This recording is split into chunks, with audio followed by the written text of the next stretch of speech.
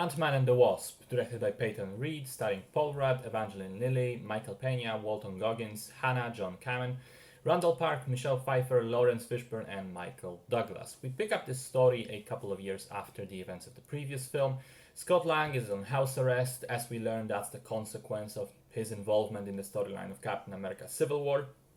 He's almost done, just 3 days left, and he's free, unless he breaks the agreement that he has with the FBI, and then he goes to prison for 20 years. So unfortunately, he gets dragged into the affairs of Hank Pym and his daughter Hope once more.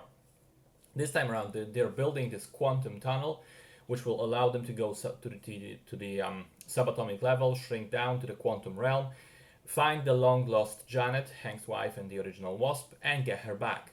But they are also on the clock, and they need Scott's help to achieve that goal. However, a slimy, shady black market dealer is trying to get his hands on Pym's lab.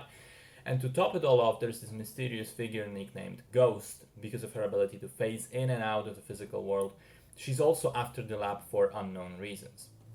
So once again, we get a film that has kind of lower stakes than the rest of the universe, more humor. It's not about saving the world, it's about saving individual people at most. And most importantly, it's about family. For Pym, it's about reuniting with Janet, and Scott's main motivation remains his daughter, Cassie. That makes it a very charming and heartwarming family movie. In terms of the structure, it's I would say it's more chaotic than the other superhero films because it doesn't follow like a straight line in terms of the plot. Most of the plot revolves around the miniature lab being just stolen over and over by various people, and that leads to many car chases and fight sequences with the item in question, changing hands multiple times. And there are moments when it gets a little bit confusing, especially with the movie's insistence on explaining most of its wonky science by using the word quantum excessively, which is jokingly pointed out by Scott at one point in time. But because of that family core of the story, I think the shortcomings of the superhero plot, let's call it like that, they're not that important. The action sequences are great. They're very creative in terms of the size-changing shenanigans. Particularly, Wasp has a lot of impressive fight sequences where she's rapidly, changing size from normal size to small to normal to small. It's shot quite well and it's easy to follow. The humor is great. The cast is splendid all the way around.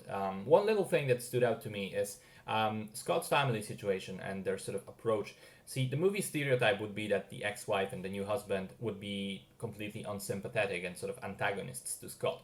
And to a small extent, that was the case in the first film. But here, they're all very supportive of Scott, and it's clear that there's a lot of love between all of them, which I think sets an amazing example and shows that even a marriage that didn't work out can still have people liking one another and not being dicks, even if it's for the sake of the child. All in all, there's not really much to dislike. It's not a masterpiece of any kind, it doesn't break any new ground, but at what it's doing, which is a family-oriented adventure comedy, it's pretty good indeed.